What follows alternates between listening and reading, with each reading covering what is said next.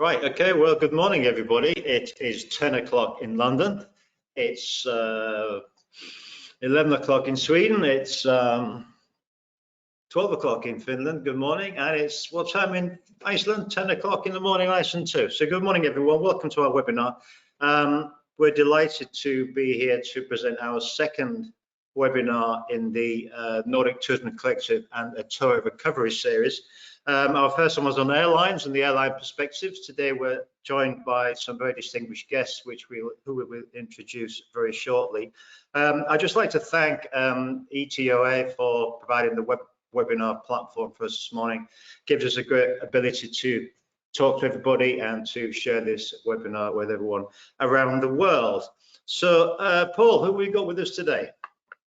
Right, good morning, everybody. Yes, my name's Paul Wagner. Delighted to be with you all today. Just practically speaking, I think because it's a webinar, everybody should be muted. So thanks for following that one. And we wanted to make today as kind of positive as possible. And in light of this morning's news from the World Health Organization that saying that the current vaccines that we will have should be working against the Omicron variant.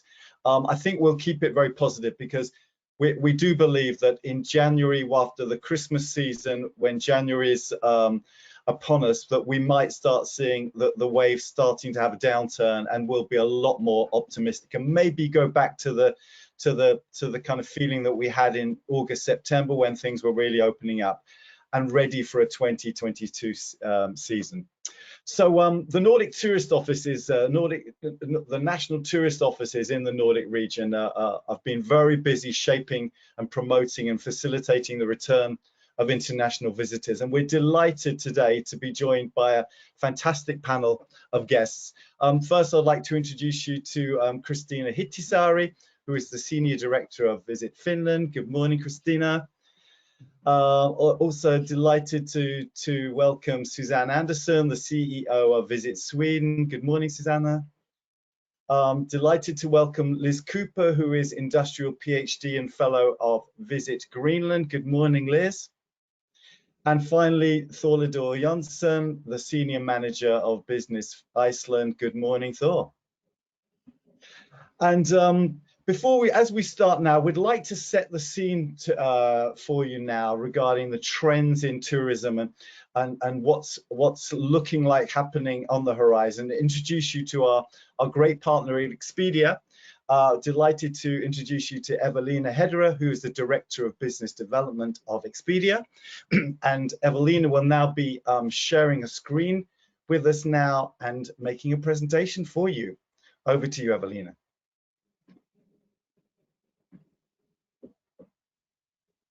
Good morning, and thank you so much, Paul, for presentation. I assume you see my slides. It's all good. Thumbs up. Yep. Perfect. Yes, I love to start with the positive notes. Positive notes and positive mood.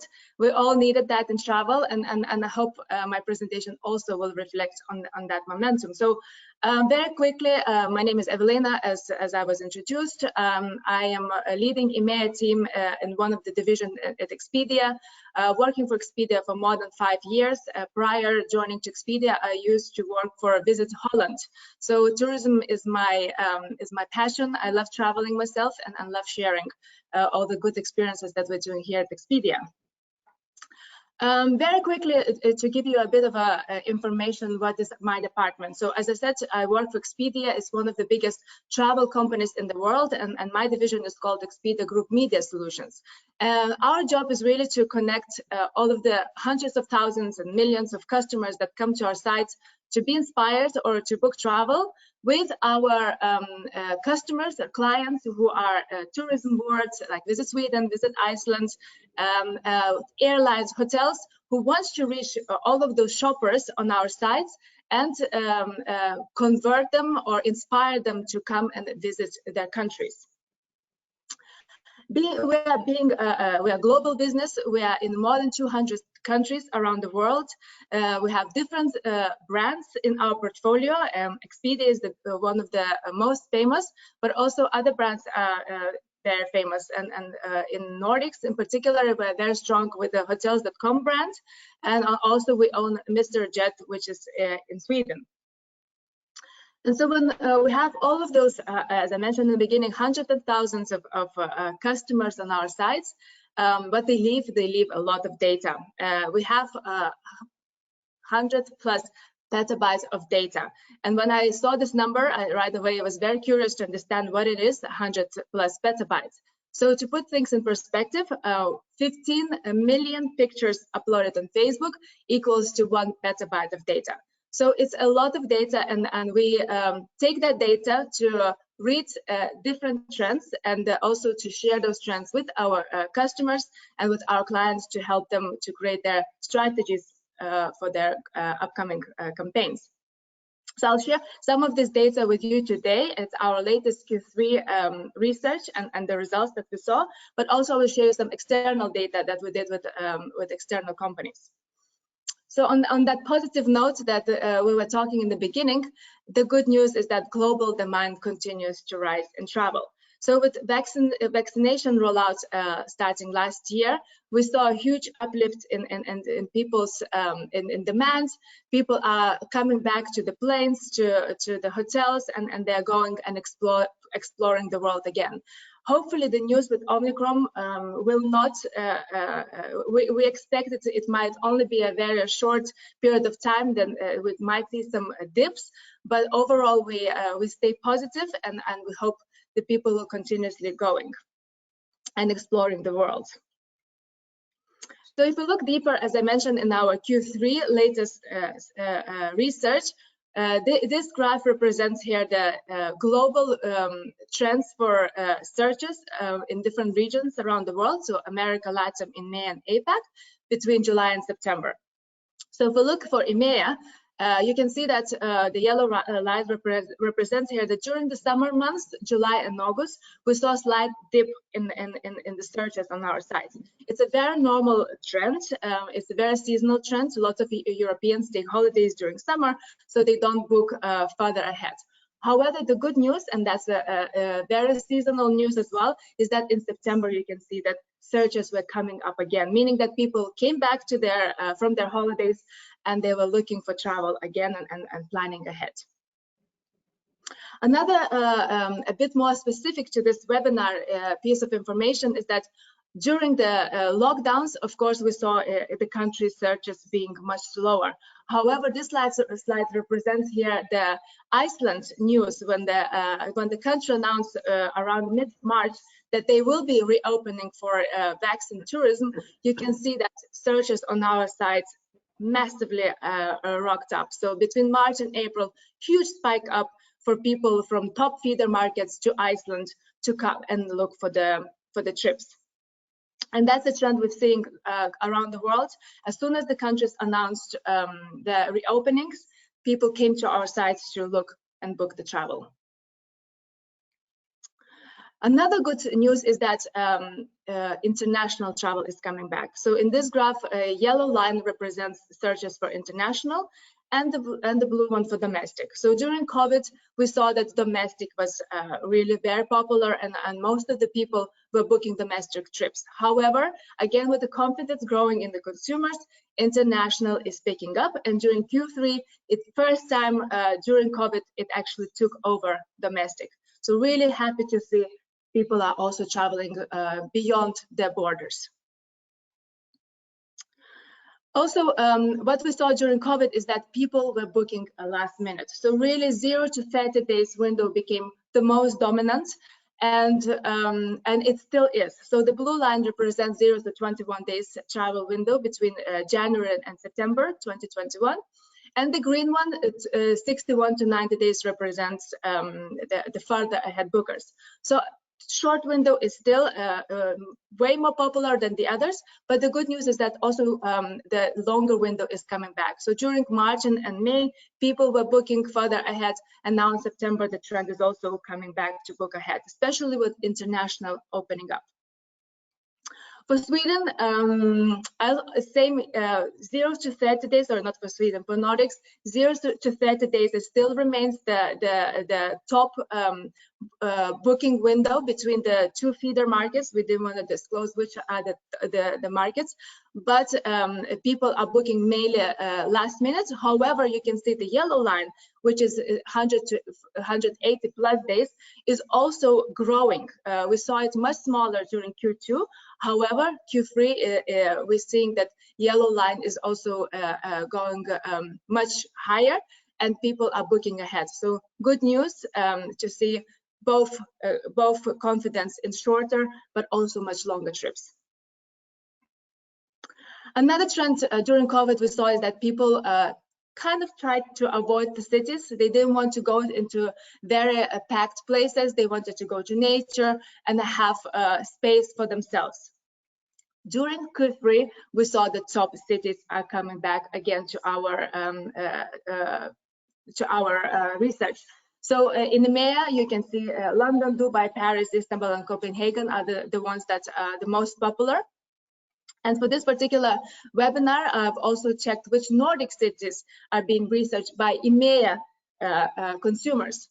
So interestingly, 4 cities are ranked in the top 10. So Stockholm number 4, Copenhagen number 5, Gothenburg number 6, and Oslo number 9. Really, really great for Nordics.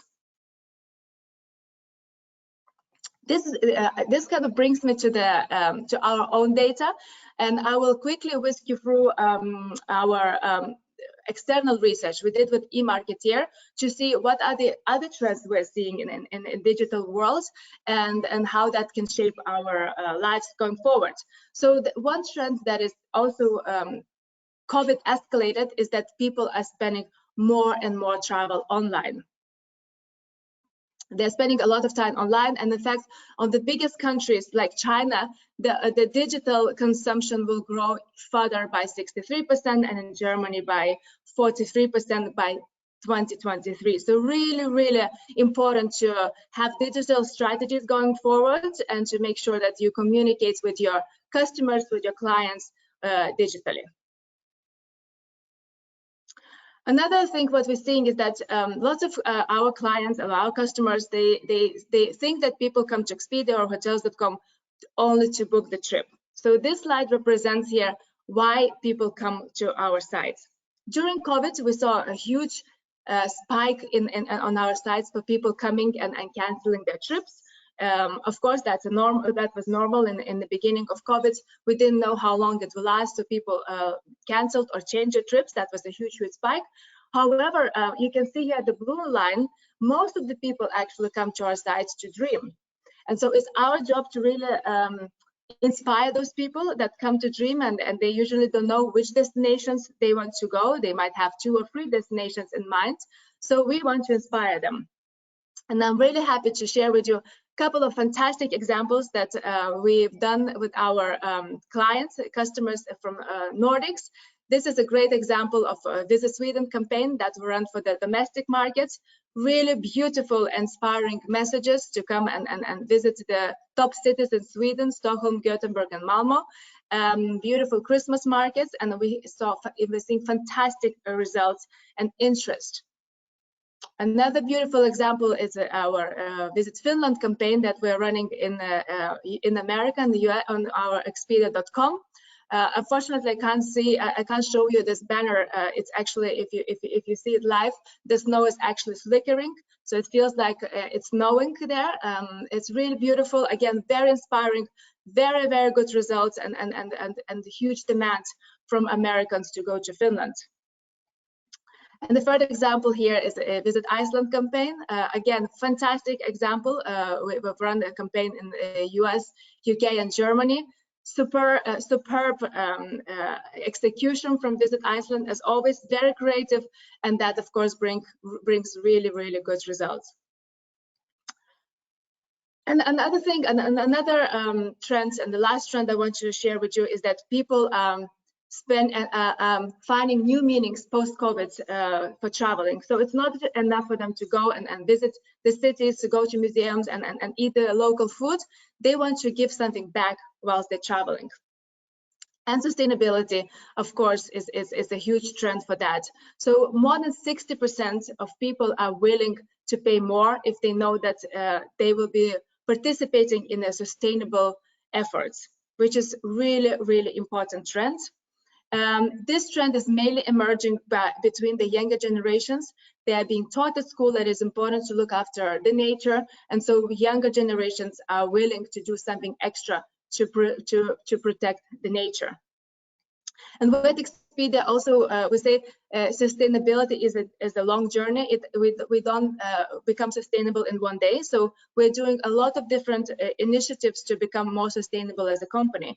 And one of the initiatives that we're doing is we partner up with the UNESCO on a sustainable travel pledge. And in 2019, we ran a pivot campaign with the Tourism Authority, where we allowed sustainable hotels to join the pledge. And now we kind of enrolled this initiative as it became really huge. We have a couple of last partners like Ato France and Visit Scotland joining the initiative with us and working with the UNESCO to get those hotels pledge for a more sustainable future with us. And this brings me to the last slide. The key takeaways that I wanted to leave you today is that the travel, as I said in the beginning, is coming back, and people are searching more and more to travel and take the holidays. People are planning further ahead. The short window is still very popular, but with the confidence coming back, people are planning ahead. And the third one is that new trends like inclusion and diversity and sustainability are really emerging, and it's important to make sure that you allow people to contribute back whilst they're traveling. If you are very keen to learn more of our Q3 travel recovery trends, feel free to take a picture of this slide, or I'm more than happy to share with you later. This is my email if you want to get in touch with us. But yeah, that's it from me. Thank you so much, and I'm more than happy to have any questions, or please feel free to email me. Evelina, thank you very much. Very interesting. I think the great thing to see on that presentation, really, among all the lots and lots of slides, is that all the graphs are going in the right direction, and they're sort of going that way rather than that way. And I think we take positivity from that. And I think Paul, myself at the Nordic Tourism Collective, we always firmly have our glass firmly half full rather than half empty. So we're always looking very much on the positive side of things. So I think there's some great takeouts there. Some great examples of campaigns that you've done in Iceland, Finland, and Sweden as well, which is fantastic. A couple of interesting points, which I think we'll come back to later, which is really you demonstrating that people are looking for more meaning from their travels rather than just going to a destination. They want to get more experience from that, and also slightly contentious issue that people are willing to pay more for sustainability. Whether they should do or not is another issue, and we'll come back to that at some other point. But thank you very much for that. I'm going to start in Iceland, actually, if that's okay. Thor, with you, because obviously you had a few tourists there this season, didn't you? As Evelina demonstrated there, the Americans suddenly were able to travel, and Iceland suddenly let them in, and you were sort of swamped, were you? Did you have a lot of tourists? How did you cope with that? We did actually quite well. It was a pleasant recovery. We are of course not nearly up to our full capacity yet. Yes, we in March opened up for fully vaccinated visitors, and that is still our policy. So Iceland is open for fully vaccinated visitors without any problem. And that has not caused any problem here in Iceland, because the visitors and the local populations, they are not blending that much together. We had, we even threw in a small, nice volcanic eruption for the visitors to enjoy on the way from the airport to the hotel. That was lasted for 6 months, and it was quite a popular attraction, as it was just an easy half-an-hour hike to go to see a live volcano. In general, the visitors from the America, didn't really start to pick up in full force until America opened in October, because of course, due to the transatlantic traffic being non-existent. But the visitors were coming a lot from America, and we were seeing the major American carriers coming in, as well as Iceland Air, which had been continuing their business all through the pandemic. So we were actually quite, we had quite a good year. We had a great increase in domestic tourism, and in general, we are hoping that recovery, full recovery, will be a short distance away. It will be indeed, Thor. We're firmly of that opinion, so don't you worry about that for 1 second. Kristiina, in Finland, shivering there in -20 in Helsinki. You've had a up and down year. I mean, it's been sort of backwards and forwards in terms of things opening up and then closing down and opening up, but we're finally seem to be getting there. How has Visit Finland been coped with the shift from international to domestic? Are you now looking forward to welcoming international tourism back? What have you been doing over the last year to actually make sure that Finland is really ready for international tourists again? Well, naturally, we were hoping to get the international guests also arriving for the summer season, and that is mainly Helsinki area. And we got a few, of course, but it was very, I would say that the big uncertainty around the summer tourists yet. And throughout the fall, I think that we have been getting more and more hope as time goes by, and we are heading for the Christmas season, which is the major season in the European traveling. And now it looks very, very promising. I think that we are heading for the very brisk Christmas season in Lapland. In some destination, it is almost as good as it was 2019, which was the record year.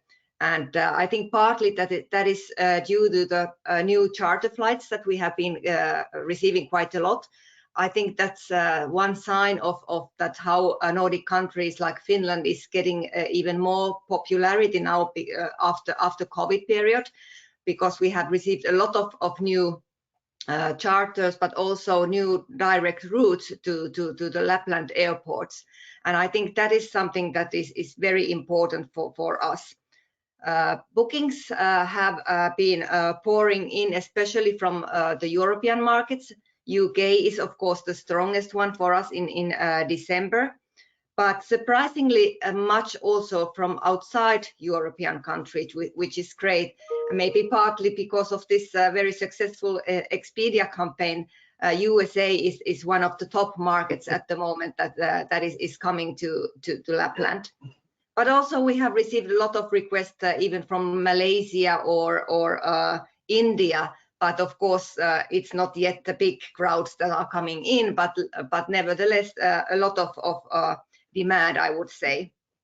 But I think that the key factor is the accessibility. I think that people are not very willing to take flights where they have several transit and have to wait and queue in a crowded airports. And for that reason, I think that the direct routes are extremely important for us, and they actually lower the threshold for traveling. At the same time, when we are happy about the success of Lapland and the northern Finland, we are very worried about our Helsinki and the position of Helsinki, because there we see that we are seriously lacking behind of our Nordic neighbors in the flight traffic and bookings. And that is probably because we are still lacking the Asian passengers, and we are still lacking the Russian passengers and travelers, and they are really the core visitors for Helsinki and the southern Finland. So unless we get the Russians back and unless we get the Asians fully backed, we cannot actually see the full recovery in Finland.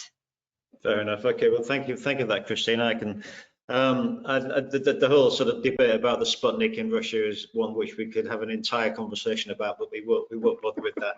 Susanne, you're a Nordic neighbour to you're just down the road from Helsinki. So welcome, good morning, and welcome on board. What's the situation in Sweden? It's great to see that you've Stockholm and Gothenburg up there on as destinations on Evelina's slides as destinations now in demand. But also equally, as Kristiina highlighted, there's a lot of new flight accessibility into Sweden recently as well, which really sets you in really good stead going forwards. Yes, thank you. I will try to keep it positive, and I think all of us are trying to keep everything positive, but we still see some issues coming ahead, and I think most of the countries that we're talking to today have the same issues that are coming up. But looking, if you start off with the Expedia, which was Evelina was showing you a little bit about, we were talking about in Sweden what would happen if the heart is torn out of the body. Well, the heart for us is Stockholm, Gothenburg, and Malmö. That's the reason why we did this, because we really needed to get those three cities going back on track. Otherwise, Sweden is a huge country, and it's quite hard if you don't have flights for the country. You cannot go by train all around the country, even though we would love to do that. But the hospitality industry really needs the flight as well. So that's the reason why we did a campaign for just those three cities to begin with, because we wanted the body for us with the heart starting off in a really good way.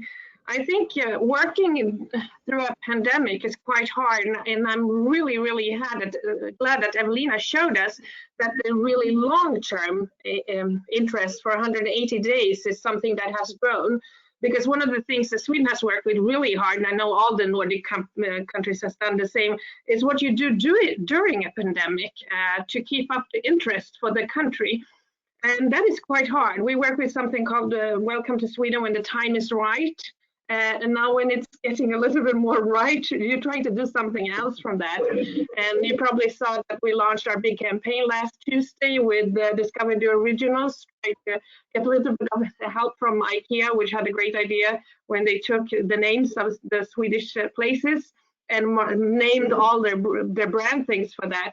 So you're trying to keep up the interest for the Nordics. I wouldn't say just Sweden. I think the Nordics as a whole for the long haul market is very important for us in Sweden, not just the Swedes. But then if you look on the other markets that we're working on with the UK and others, then it's of course just getting the interest for Sweden to grow as fast as possible.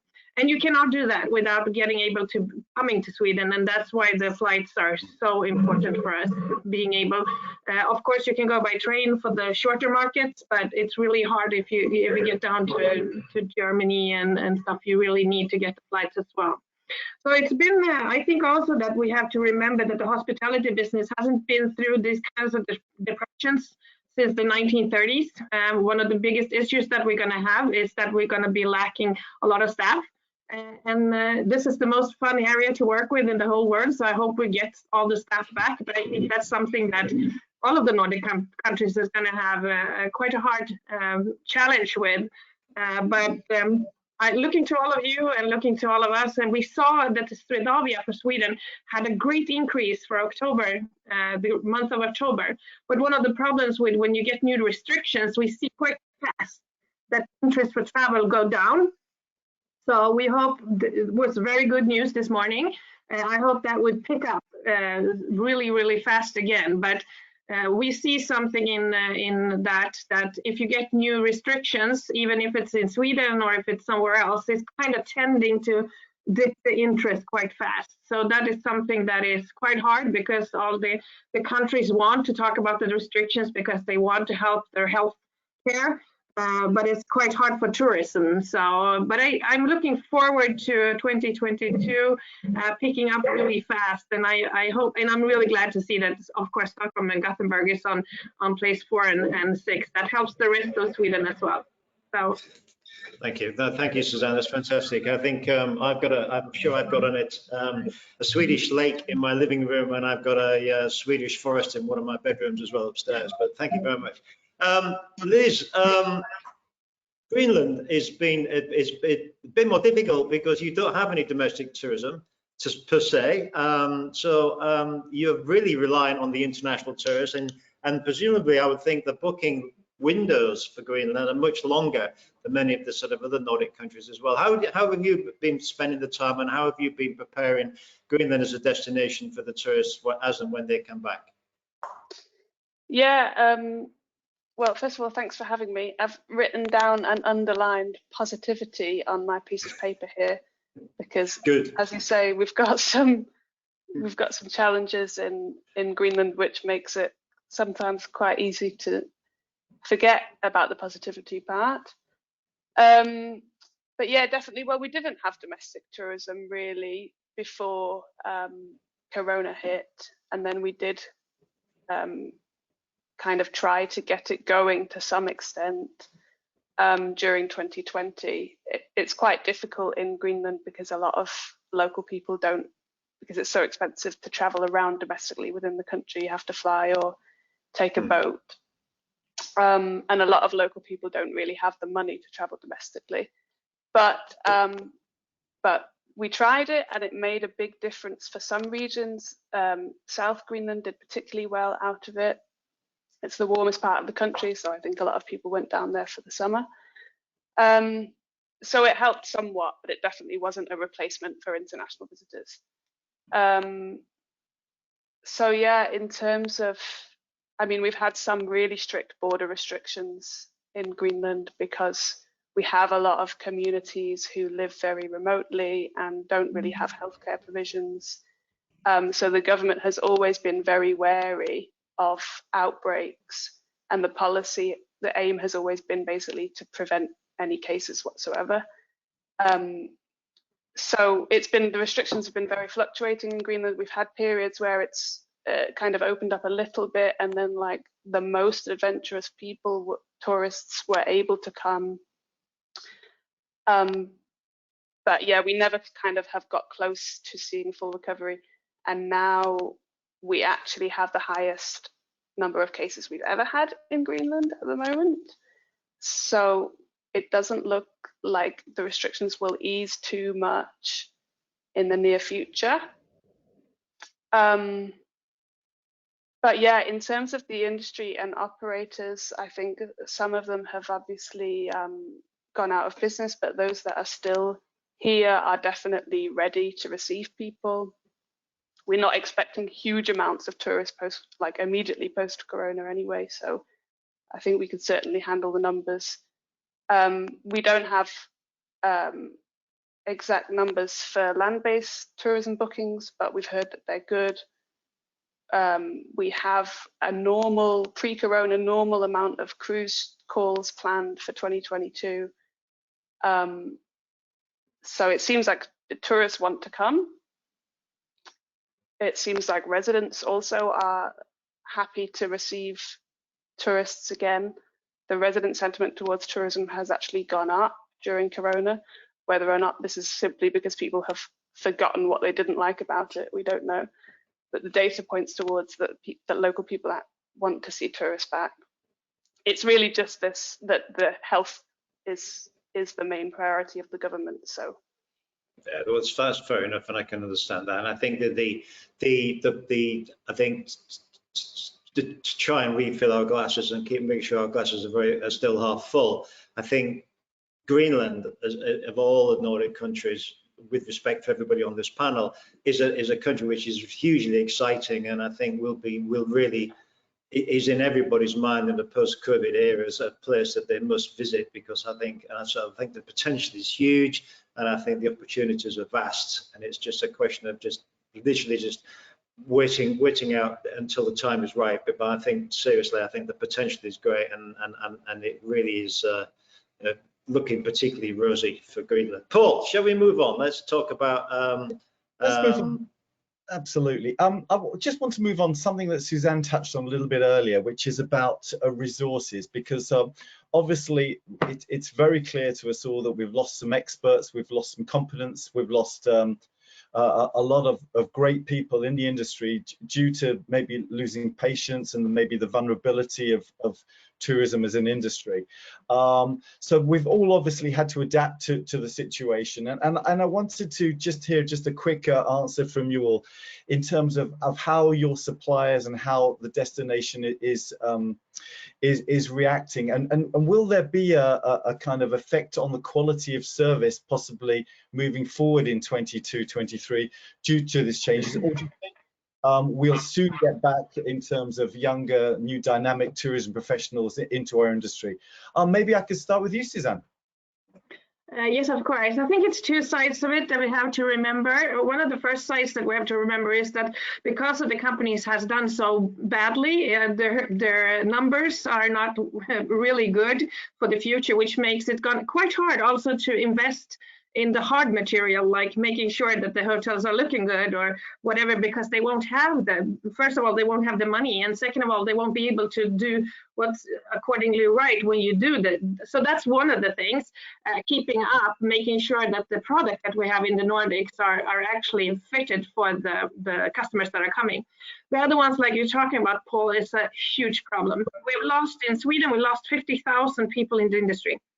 And what you mainly lose is not the ones that are on the top or the ones on below, because you lose everything in the middle. And what's in the middle is the one that actually are helping the ones that are coming in to grow. And this will be a problem. And I think that both, if you're looking at on the sides where you have the government side and then you have the hospitality business space, so they both work together right now because they see this as a huge problem and they need to solve it together. So I think we'll see quite a lot of work in this area to be able to actually get both the hands and the feet that needs to run with stuff, but also getting back all the really good ones that actually are working with the harder questions in our industry. So it's a huge work in progress, and it's also driving the innovation and digitalization really fast now, because you really need to look in where do we need more people and where do we don't need more people, and what is this actually that the future traveler wants. Where does it really want to have a person helping you, or where could it actually work digitally?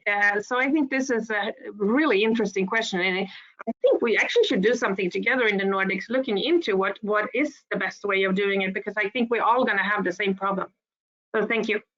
No, that's a great answer, and I think you're right. I think we will need to adapt, and I don't think we can expect the same kind of levels of service, certainly to what we were used to. But maybe the new traveller isn't looking for that type of sort of indulgent and 24/7 extra sort of services that they did. There will be the high-end market, of course, but I think a lot of people will expect and maybe understand and appreciate that we need to be a little bit smarter in the way we deal with this, and there will be less people to welcome us. But of course, we need the basics there, as you said, Susanne. We need the people the faces of the hotels, the guides, the people that are really giving such a great feeling and reputation to the destination of where they're based. Can I ask the same? What about in Iceland, Thor? Are you having a similar situation as in Sweden with losing resources? Yes, we were having a substantial part of the hotel staff, especially in the countryside, being from other countries, and many of them returned to their home countries when the pandemic started. They have been coming back, but not all the hotels have been able to open again. Unfortunately, some of the chains are keeping 2-3 hotels closed at the time being. We have used the time during this last year and this year. We have been doing a lot of improvement in the infrastructure. They have been making the top sites more accessible and more safe and secure by all sorts of infrastructure work, footpaths and viewing platforms and so on. So we've been using the time very, very well for that. And there have been hotel developments picking up. I think we are looking at 5 new hotels here in Reykjavik in this year and in the beginning of next year. So, but it is the staffing problem that is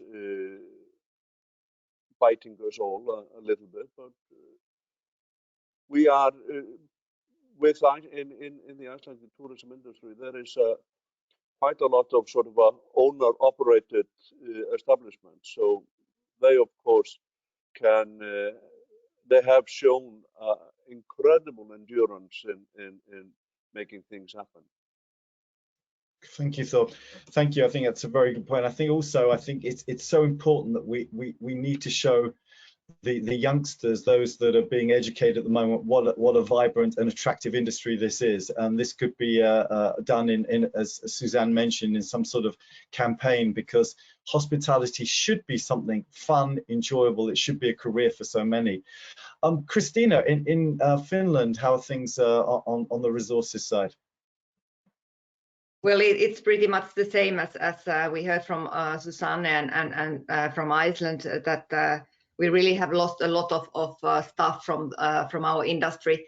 We still don't have any official statistics showing that how many people have been obliged to change the field, but we know that it's many, and it's already seen in the service level of companies, unfortunately. And what really actually worries me even more is that the popularity of tourism as a study sector is also clearly decreasing. It's not any wonder, because there's so much uncertainties around our business that also the students are starting to consider that whether there are more safe business sectors than our hospitality industry. Which means that even in the future, when the recovery is fully going on, we will still have a serious lack of personnel in our companies. And the lack will be also even stronger, because in Helsinki particularly, we also have a huge amount of new investments going on. There's going to be tens of new hotels coming in. And none of these projects have been stopped during the COVID, but they are still going on, and we will have a lot of new supply and need for extra personnel. So that is a very, very challenging situation. And well, what Paul, you mentioned about this, or somebody of you mentioned about this new type of target groups, that whether they are satisfied with a little bit less high levels services, then I am a little bit different opinion, because I think it's worrying me that during the COVID period, the companies have once again been very used to our domestic clients, and in Finland, and I believe that in other Nordic countries as well, our clients are very used to self-service practices, doing most of the job by themselves. And now that the companies have been only serving the domestic clients, this trend has even strengthened. So I think that there's a lot to do in getting back up the service level to the level that our international clients actually demand, and at the same time facing the severe lack of people. So this is something that is going to have a very, very long consequences, unfortunately. Even though I try to be positive, but this is really worrying. Thanks, Kristiina. I think we need to bring up this point, because we're strongly being positive about the message that we're getting out of this slowly but surely, even though there's plenty of dips that we're having at the moment. But when we get out of this pandemic, there will be a major problem that we will be facing. And I think the education and making tourism attractive is fundamental in our thinking moving forward. And especially maybe connecting it, we'll come on to that in a minute, with sustainability, is that maybe the sustainable element of tourism that we're building up in the Nordic region will make it attractive for students that are maybe got a sustainability interest in their education. Just very quickly, Liz, can I just over to you and your thoughts about resources in Greenland? I know you're not blessed with a huge population, but maybe just a quick update from your side. Yeah, sure. Yeah, similarly, we've always struggled with the sort of perception of tourism as an industry. Not necessarily that it's not an attractive job, but it's not seen as a year-round job in Greenland. So so the educational resources for tourism are not as good as we think they should be, and that's something we've been working on for a long time, even before Corona. But yeah, we're definitely worried that this pandemic will have the effect that the population will be even less interested in tourism as a career.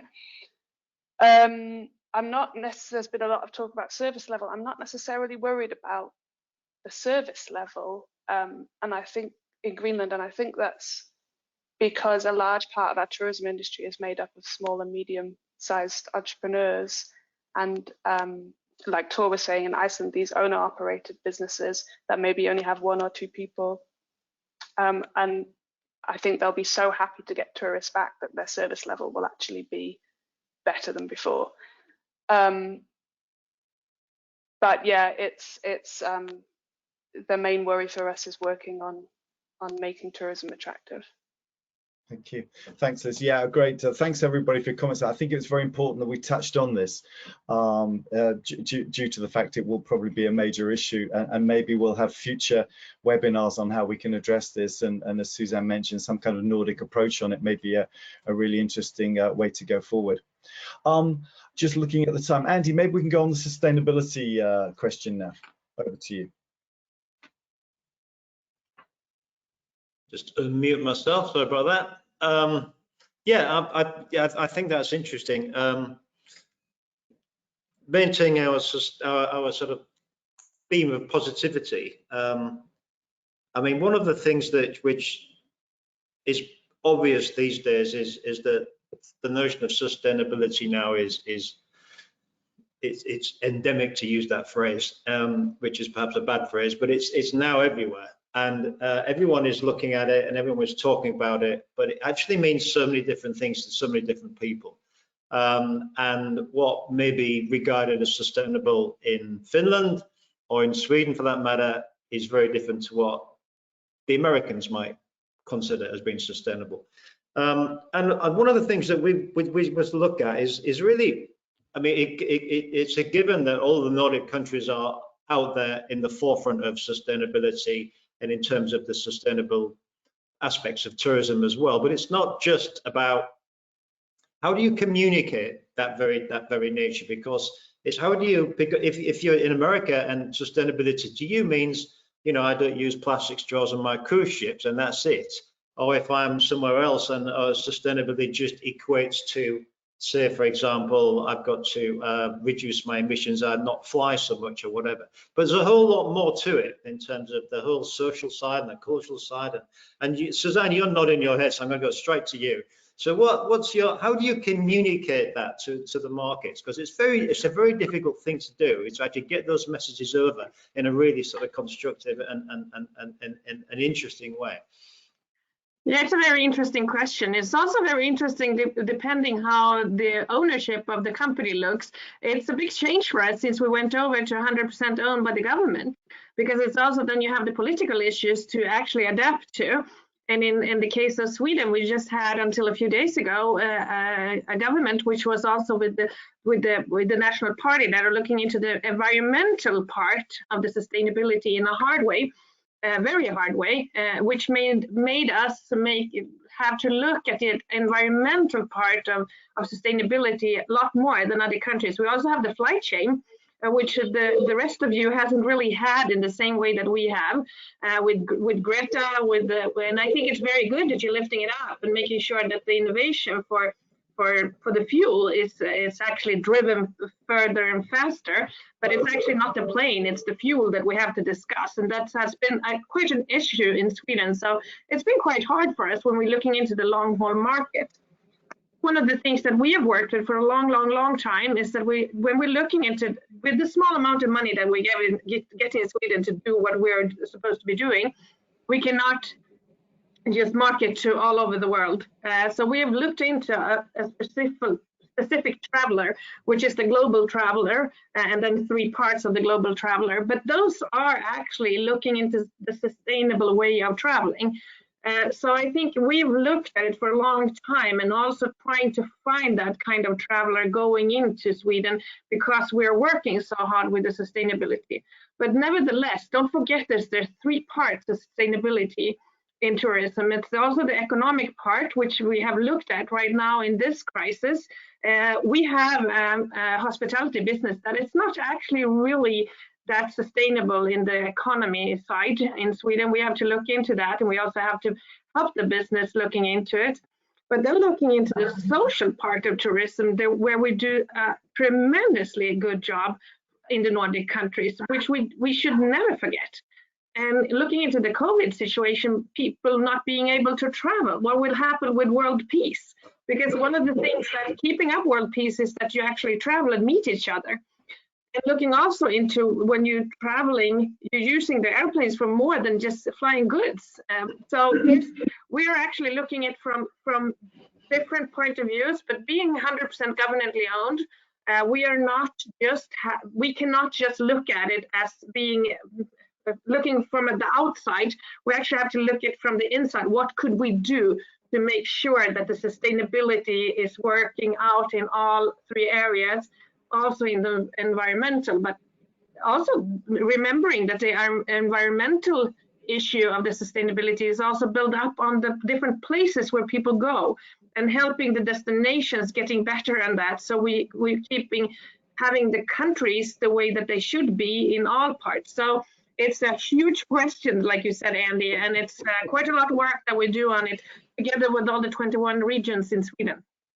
Yeah, no, it's a huge question, and we could go on for hours. I'm just going to ask Liz very quickly. In Greenland, obviously, you're on the front line in some ways in terms of sort of the visible effects of climate change, particularly. But it's interesting just to pick up on what you said about the locals in terms of the people that live there, how they're accepting of tourists, and how that, because that in itself is sustainable. It's making sure that tourism into Greenland benefits the local economies, gives security to people who work there, people who live there. Is that something which is a conscious driven, or is it just something that sort of happens? How is it a sort of conscious strategy? To get the approval of well, so to ensure that the locals and the tourists work together in harmony to enhance the local communities, and it's not like an us and them situation. That's a very positive thing. Yeah, no, 100%, and it's something that we've been directly implementing in terms of sustainability as well. And I think it's really interesting that you asked this question of what sustainability means to us specifically, because we've been having a lot of conversations about potentially developing kind of a Greenlandic definition of sustainable tourism, because there are a lot of kind of contextual elements of Greenland that we think make sustainability really interesting, because they kind of turn these like traditional understandings of sustainability on their heads. A good example is that generally speaking, it's taken for granted to be more sustainable to eat vegetarian, but in Greenland it's basically the opposite, because you have to import all the vegetables. So it's more sustainable to eat local meat that's been hunted. So we've had a big discussion about, can we kind of develop a Greenlandic version of sustainable tourism, and this is kind of attractive because it would be great for branding Greenland as a sustainable destination, kind of externally. But for my PhD research, I've done a lot of interviews with local stakeholders about how they understand sustainable tourism, and it turned out that it's just way too complex, and there's too many kind of conflicting perspectives for it to make sense for us to develop this kind of concrete definition. So on a branding level, it might work, but it wouldn't work in terms of local stakeholders aligning with it. So we're focusing now on kind of trying to develop priorities for sustainable tourism rather than saying definitively what sustainable tourism is.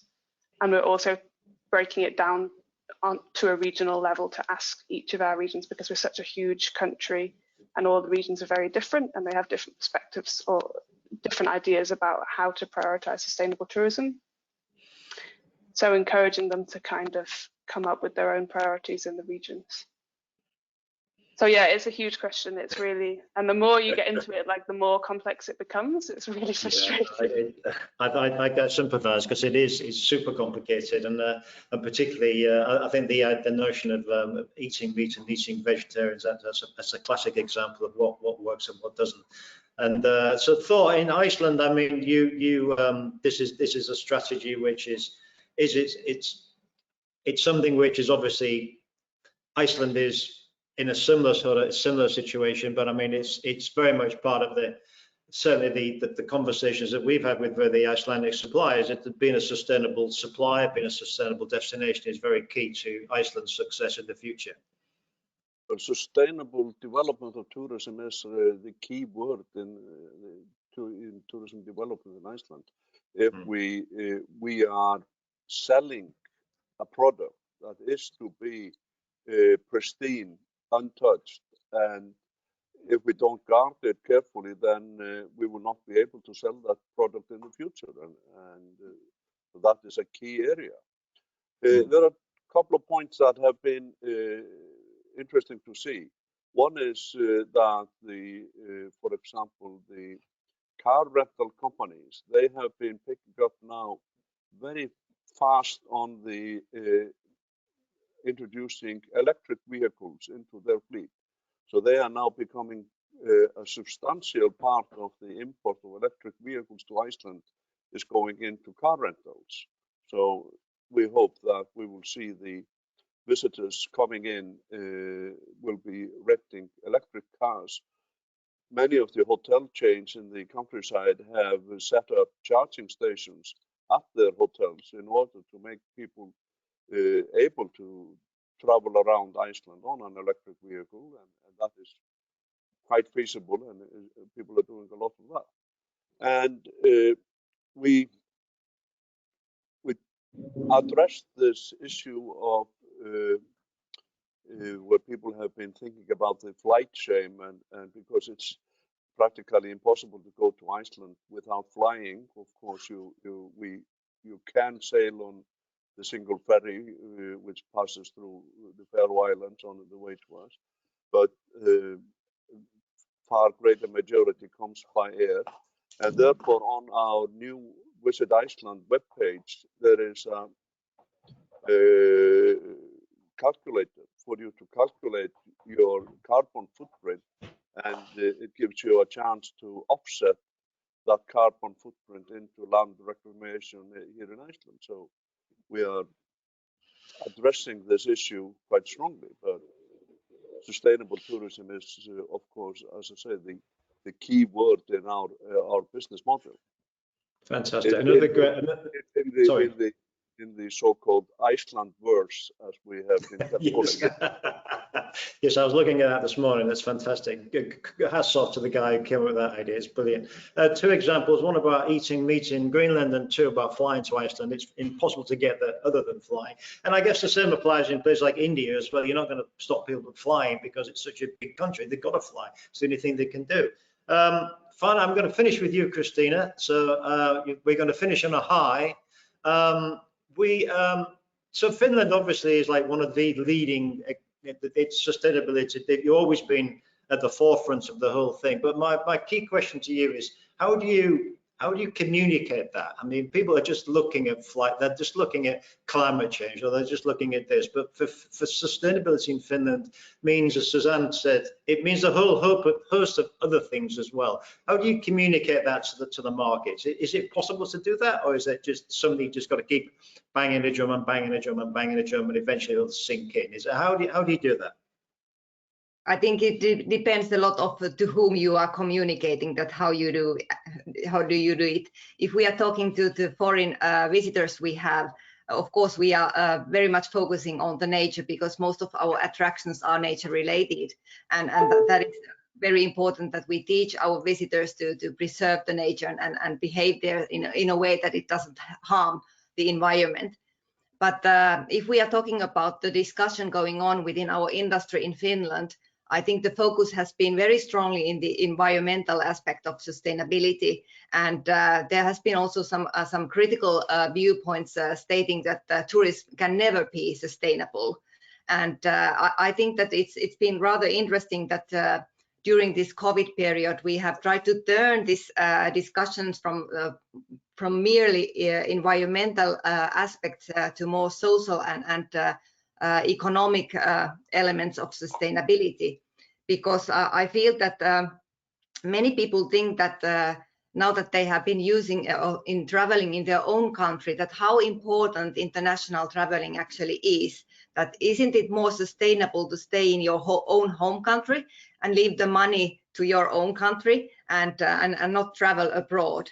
And I think that now we are facing a situation where all the destinations really have to justify international traveling and point out that how important it is to the social responsibility by employing people and bringing livelihood to local enterprises. So this is something that I think is important at the moment, to turn the discussion a little bit more from the environmental sides to the social and economical side.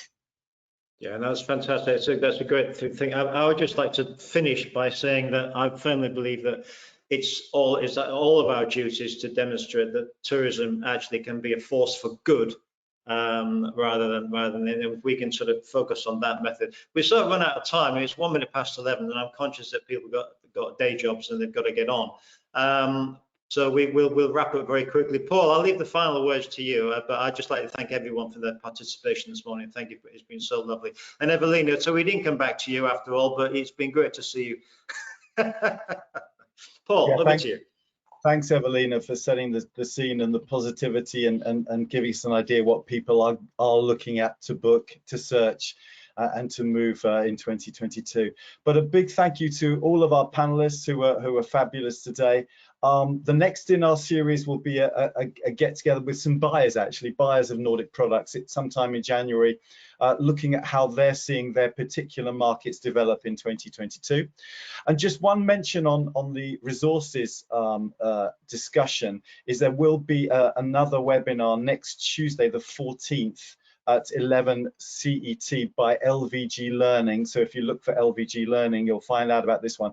And they'll be discussing this very point about how this post-pandemic model has been broken and how to fix the resources issues in Europe, actually.